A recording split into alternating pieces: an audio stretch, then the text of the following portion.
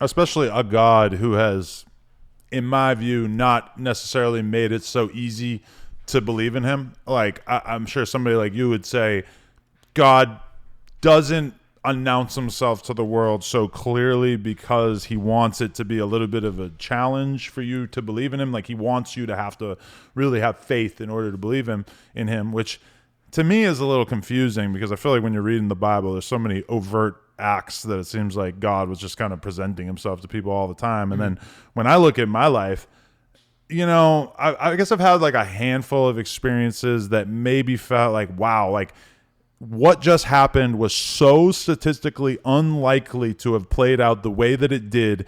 And these people were spared in such a way that's kind of shocking. And that almost makes me feel like, wow, that almost feels like God revealing himself to me.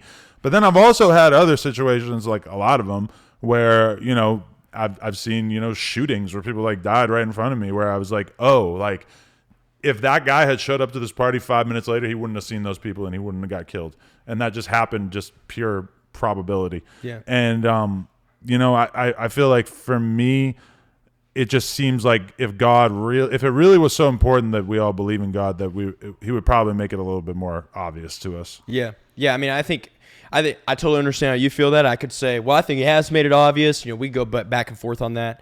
But I think that Jesus Christ, through creation, we can look at this house and say, well, it wasn't here yesterday, but it's here today. You'd be like, there's a maker.